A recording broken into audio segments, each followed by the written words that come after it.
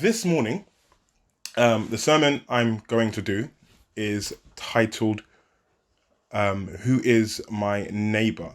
and I'll just share the screen with you so you can see my slides.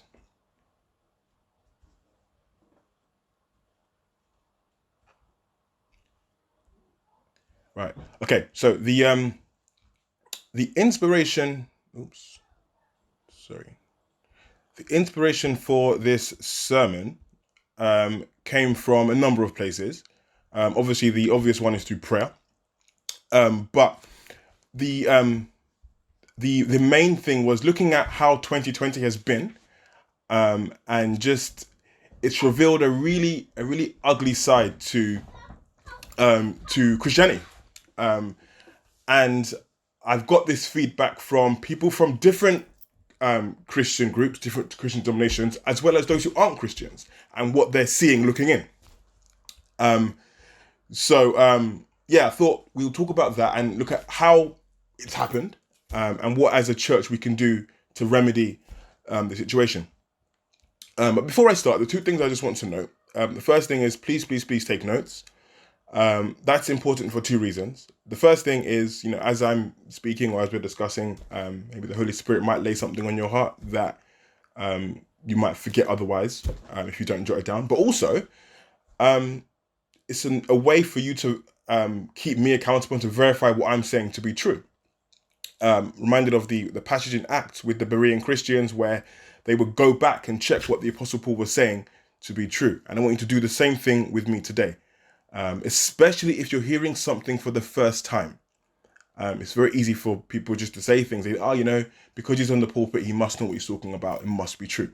But I'm challenging you. If you hear anything, you think, actually, I haven't heard that one before. Go back, verify it. Make sure it is. I'm teaching you the correct thing, and I'm not just going on some waffle tangent. But the second thing I want to say is just be mindful that as I'm speaking to you, I'm not speaking from a sage on the mountaintop who has it all figured out. I'm also on this journey with you, so I'm learning as you're learning. So there are things that I will share today that are things that I myself have been battling with. So it's not just that, hey, church, you guys are doing this, but I'm also involved in this as well. So we're all in this together. It's not a me pointing at you, but rather it's a me looking inwards at us as a Christian family and where we could make improvements. The passage I want us to look at today is found in Luke's Gospel, chapter 10. But before I start, let me just give a backdrop of the 2020 that I've seen so far. 2020 has been a tough year for many people, for different reasons. We've lost loved ones. We've had a pandemic. We've had the whole race relations. We've had conspiracy theories. Things such as COVID is caused by 5G. We shouldn't be wearing masks because it's government control. Lockdown, government control. Vaccinations is the way to control us. Closing churches is the way of the government controlling worship. We've had arguments from different Christian camps, those who affirm that Black Lives Matter, those who say, I don't see colour and neither should the church. We've got, in recent weeks, we've had the Republican evangelical political preferences finding its way into church communities, and discussions on who should the new president of America be. Are they sent from God? And is he the Antichrist in disguise? And we've had all these different discussions. And unfortunately, it's created an atmosphere where, as a church, we're not together in a lot of things. And it's shown me that the peace that we had as a church only existed amongst those who we tended to agree with. So before now, I've had some Christian friends who race was never a discussion that came up because it just wasn't. And in light of the whole Black Lives Matter movement, comments that I've said regarding black people in society, comments that they've disagreed with, unfortunately meant that in their minds I've been cancelled, because I affirmed that Black lives in fact do matter, and they disagreed, and in their minds I've been cancelled. And we see that a lot of cancelling was going on. And the danger with cancel culture that I had seen this year is it created echo chambers. So people only had those around them who affirmed what they believed. And anyone who didn't agree with them, you just kind of cut them out. So as a result of that, we create these mini worlds that are made in our own image and our own understanding. So everything down to the people we actively choose to engage, as well as the online algorithms that enforce these views, created a world where we only see our views being shared. So as a result of that, anyone who doesn't share these views, who aren't in our circles, we consider them as either false or incorrect or sent from the devil. But this phenomenon isn't a new phenomenon. We've seen this time and time again in different spheres. But I want to cast our minds back, as over there. I want to cast us back to the 1st century. And this is where we conveniently arrive on to the Gospel of Luke. So Luke's Gospel, chapter 10, and we're going to read from verse 25 to 37. And it is the parable of the Good Samaritan. So I'm going to share my screen with you again, and then we'll read it together.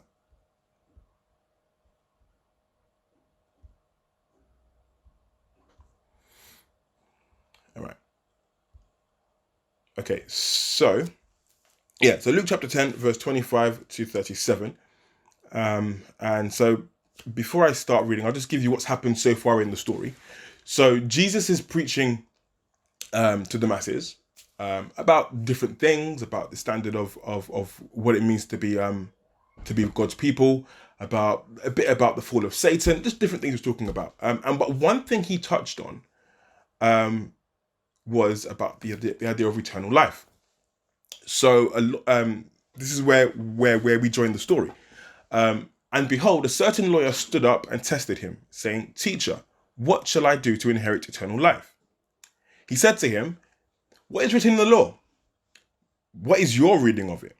So he answered and said, "You shall love the Lord your God with all your heart, with all your soul, with all your strength, and with all your mind, and your neighbour as yourself." And he said to him, "You've answered rightly. Do this and you will live." But he wanted to justify himself to Jesus. "And who is my neighbour?" Then Jesus answered and said, "A certain man went down from Jerusalem to Jericho, and fell among thieves, and was stripped of his clothing. They stripped him of his clothing, wounded him, and departed, leaving him half dead.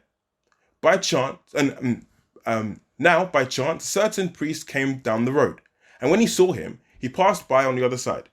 Likewise, a Levite, when he arrived at the place, came and looked and passed on the other side. But a certain Samaritan, he had journeyed, as he journeyed, came where he was, and when he saw him, he had compassion.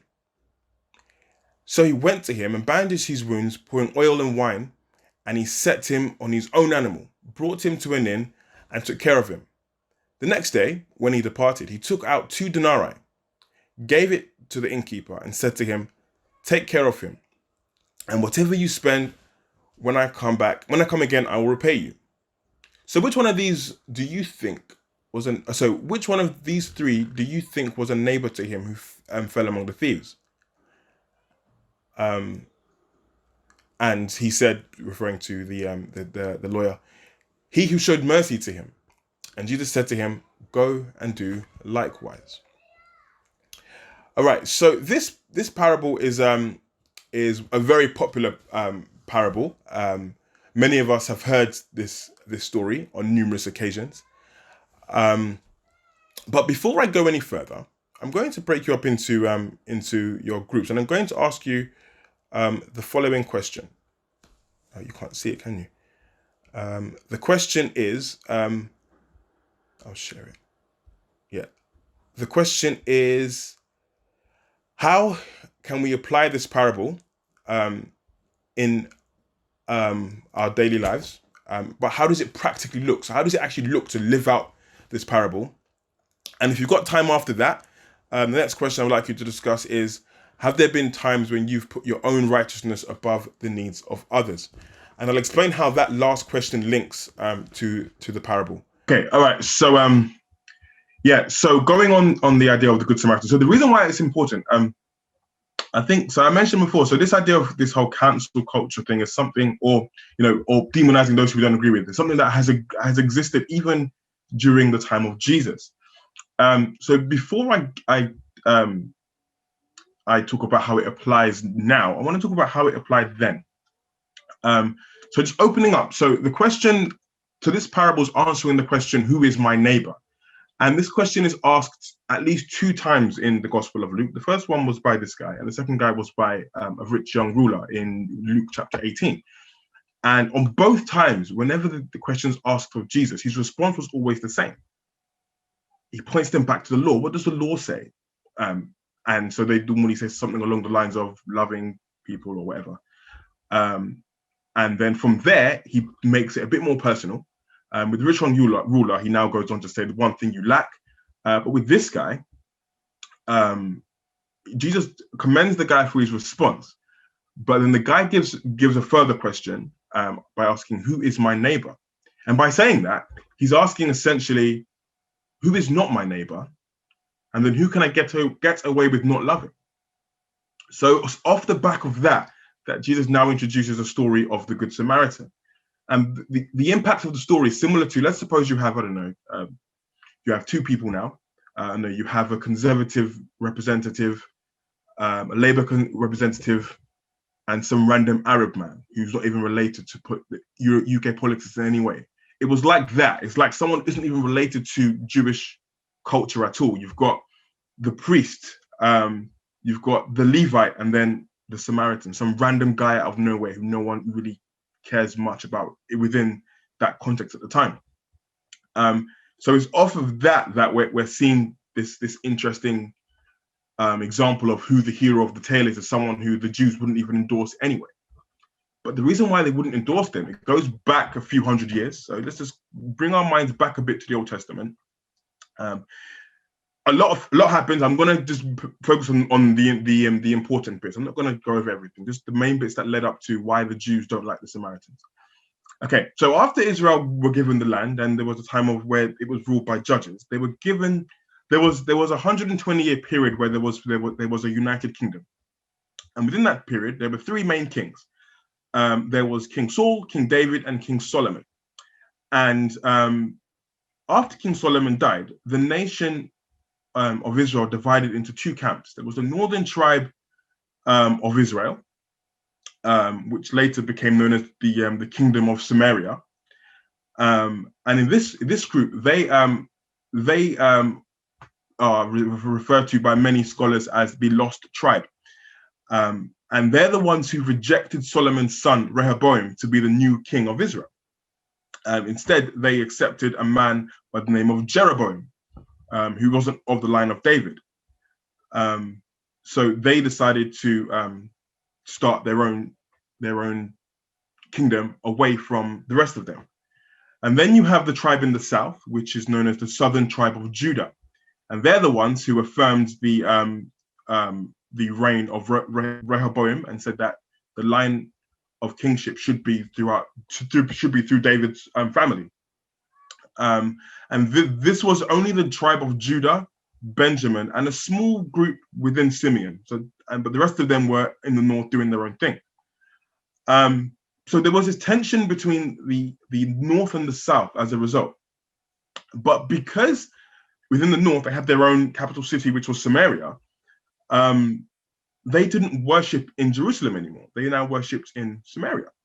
And in doing so, they started to accept other religious ideas from neighboring cultures. And then their practice of religion was very different from what the southern tribe of Judah were doing. Fast forward a few centuries after that, in 722 BC, the Syrians conquered the northern tribe of Israel. which meant it was only the southern tribe of Judah that remained. And for the longest time, they felt, okay, that was judgment on the northern tribe because they had done all this wickedness and strayed from God's law. So this is what God is doing to them. God is judging them. These are wicked people, and we should forget about them completely. Then 200 years later, the Babylonians did the same to the southern tribe of Judah, and they ended up in captivity until a decree was released allowing them to go. But then the Romans took over at some point, and then we are now where we are with our story here.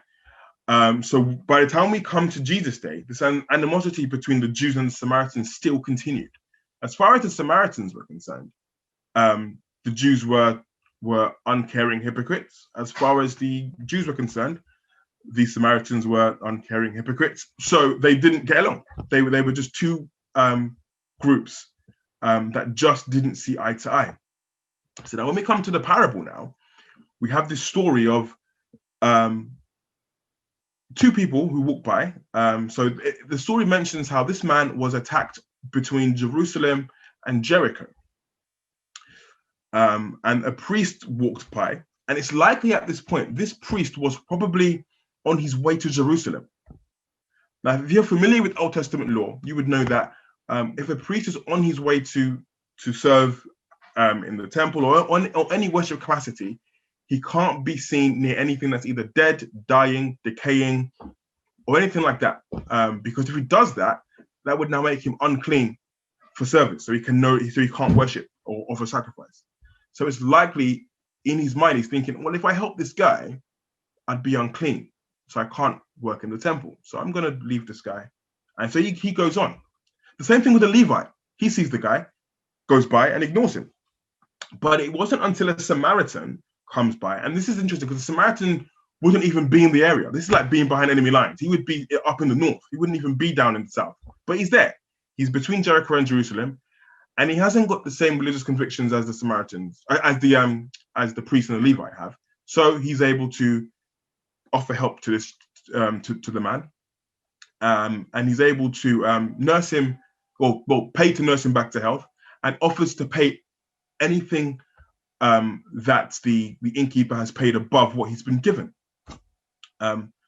So this is the understanding that they would have had at the time of, why this story is so significant. So at this point, they wouldn't have seen the Samaritans as good guys. The Samaritans would have just been bad guys.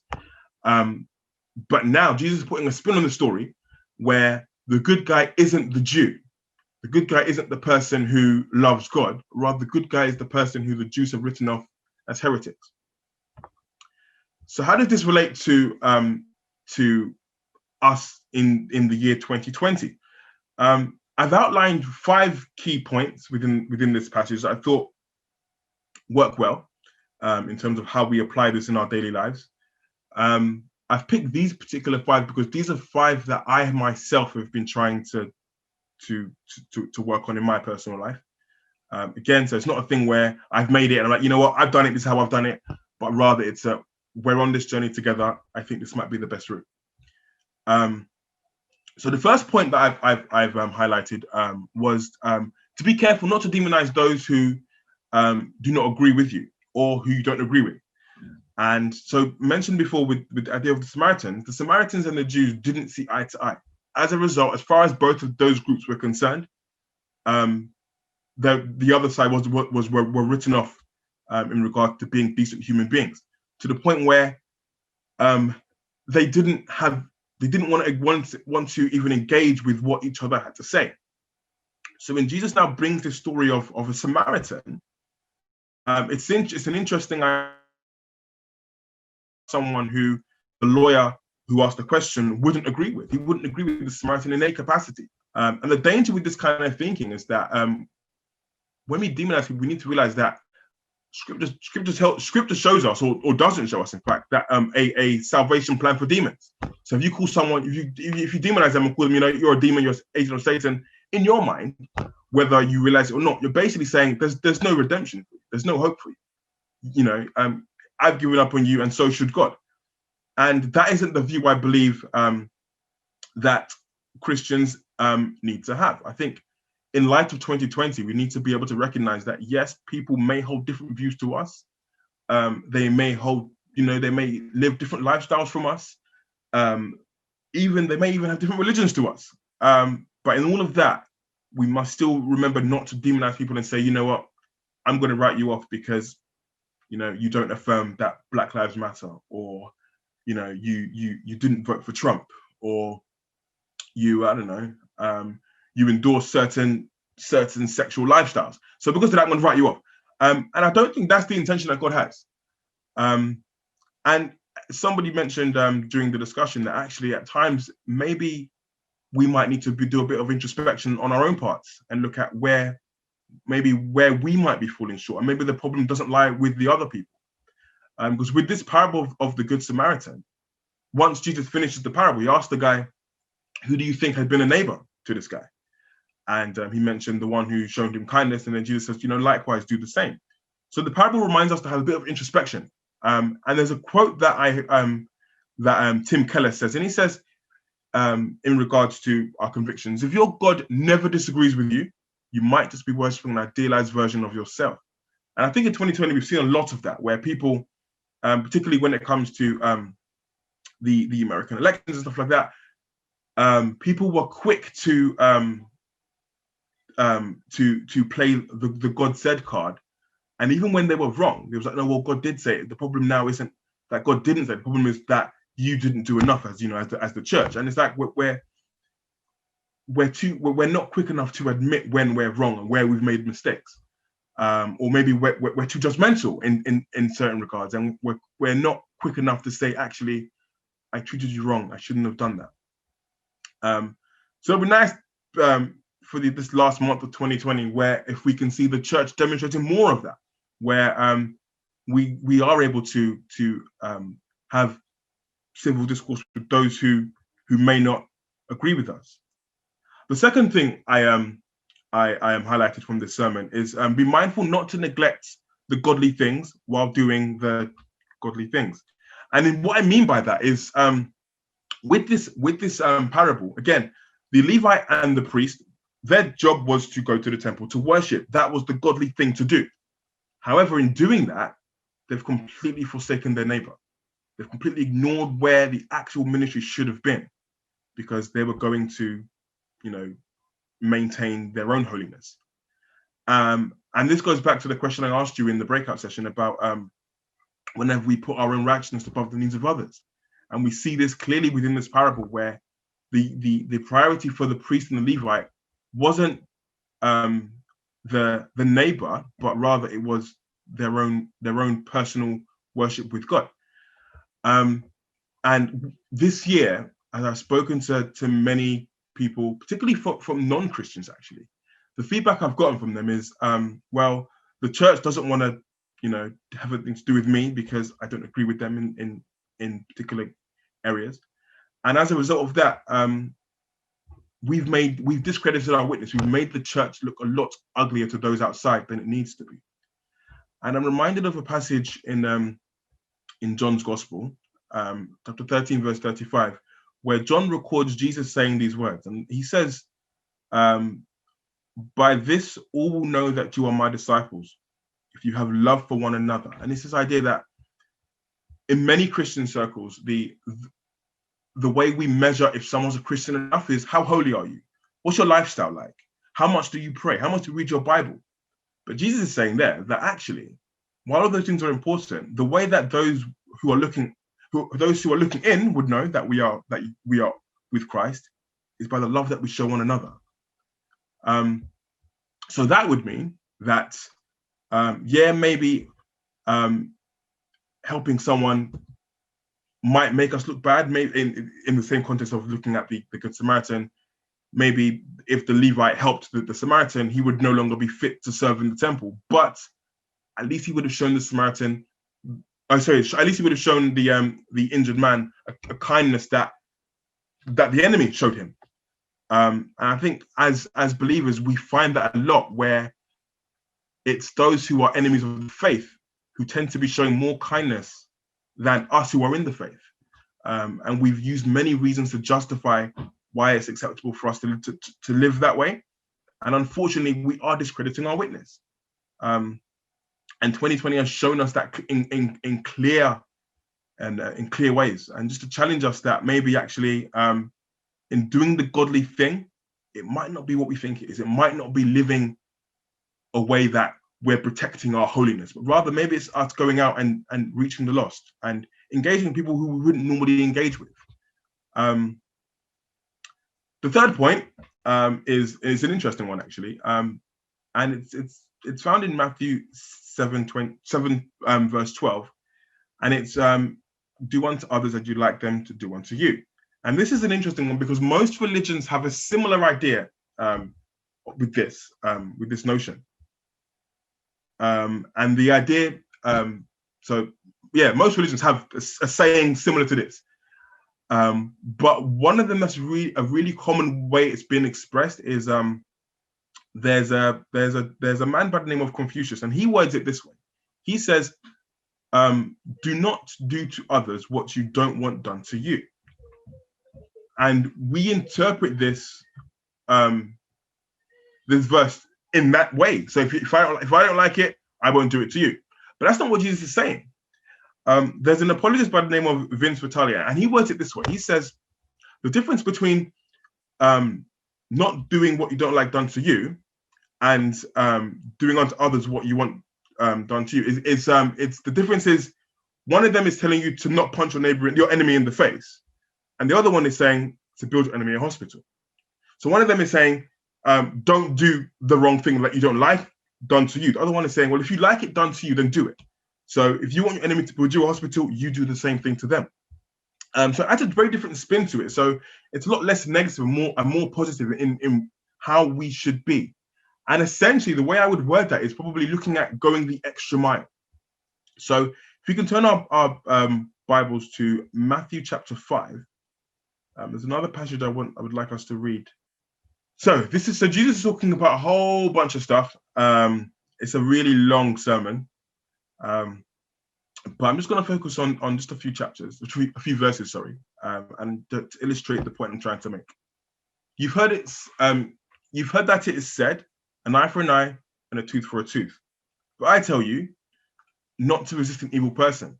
But whoever slaps you on your right cheek, turn the other to him also.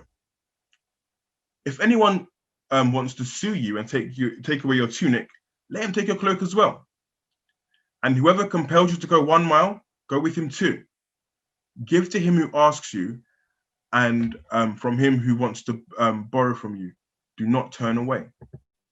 You've heard that it was said, you shall love your neighbors, but hate your enemies.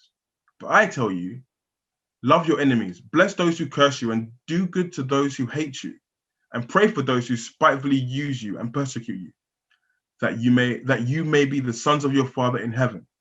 For he makes his sun rise on the evil and on the good, and sends rain on the just and the unjust. For if you love those who love you, what reward have you? Do not even the tax collectors do the same? If you greet your brethren only, what do you do more than others? Do not even tax collectors do so? Therefore, you shall be perfect as your Father in heaven is perfect. So the idea there is that Jesus is encouraging us to go the extra mile. Don't just do what's expected of us. Go the extra mile. So don't just be civil with our enemies. Be loving. Don't just be tolerant of people with different views from us. Accept them. And I just cast my mind back to a discussion I had earlier this year with someone I studied with, and he's a pastor of a church, and he believed that because he doesn't see color, he doesn't think that we should see color. Like the church should be a place where race isn't a discussion, because in his mind there's no Greek, no Jew, no free, no slave, no woman, no man, whatever. So he will go as far as say, because of that, there's also no black, no white. And as Christians, we shouldn't see color because color hasn't informed his life in any way. It probably hasn't informed any other person's life. And that discussion we had, At the time, I thought, you know what, I'm done with you. Like, your view is hurting me, and then we just left it at that.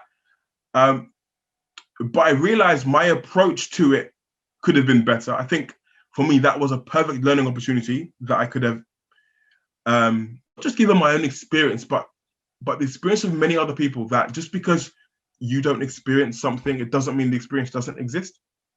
And unfortunately, his mind wasn't there. And I think had I gone the extra mile with him, maybe those channels could have been opened more, where we could have had a dialogue where he would have been able to serve his church community better. The fourth thing that came to mind is off the back of this one, actually, and it's expect to see good in everyone, especially those whose lifestyles you don't agree with. So going back to the idea of the Good Samaritan and the injured man, by all accounts, there's no reason to expect the Samaritan to do any good to this injured man. They don't like each other, and it's been going on for centuries before the parable was even told. So to expect any kindness from this man would have been an unexpected thing. But Jesus paints him as the hero in the story, where he does do the loving thing. And I think as believers, we should be able to recognize that actually there are, even though we don't agree with people, there's still good in them. And a good test of that is like looking at yourselves, or looking at your own lives. None of us are 100% perfect. In fact, there might even be that one person out there that thinks we're actually pretty horrible people. But that doesn't mean that there's no good within us. There is still something within us that is good. And just to remind us that if that view is true for us, then it's true for everyone else that we meet. The last view, the last thing I got from this passage was pretty simple one, and that one is everyone is your neighbor, not just your friends and your family. So again, as I've had discussions with people about this at 2020 and where we have our own agreements and disagreements, a lot of people have spoken to have felt that, well, actually, the only people who appear to be who certain people appear to be endorsing are those who either they like or who are already family to them. And it's interesting as to where I look at it similar. I think 2020 has shown us how we look at friendships in the physical the same way we look at friendships online, in the sense where, we're like using Facebook as an example. Yeah, we're Facebook buddies, but I have no loyalty to you beyond social media unless I know you personally. I would think we approach church in the same way. Yeah, we go to the same church, but I've got no loyalty to you beyond church, because unless I knew you prior to me going to this church, I've got no loyalty to you. Yeah, we'll go to the same church, worship the same God, but that's where it ends. I don't need to know how your week has been during the week. I'll just ask you that on Sunday.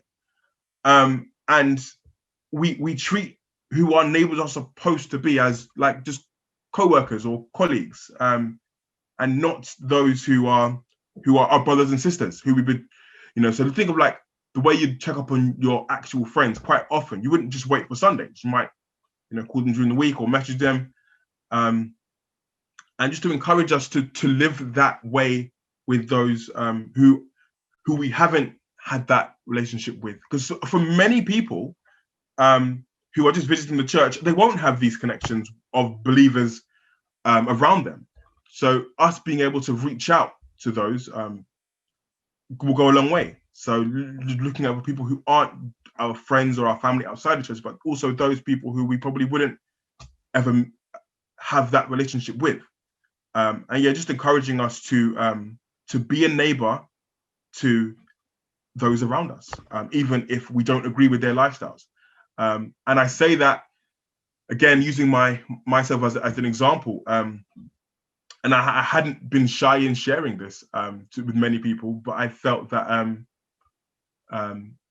particularly when it comes to world leaders, I felt that a particular world leader in a particular country was a very poor example of what it meant to be a human being.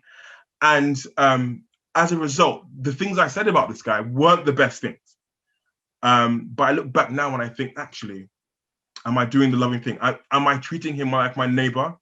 Or have I just written him off? Have I demonized him in my mind? Have I said, well, he's this and he's that and he's this and he's that. Good riddance to you. Can't wait to January. You're going to be gone soon. But I'm not doing the loving thing. I'm not doing what Jesus would have done. I'm treating him like the Jews would have treated the Samaritans at the time. And that is someone who is evil, wicked, deserves all the wicked things that will come their way. And that for me, that wasn't the Christian way of looking at things. All right. So So I'm going to leave it there. But there's one thing I want us to just to have a quick prayer on.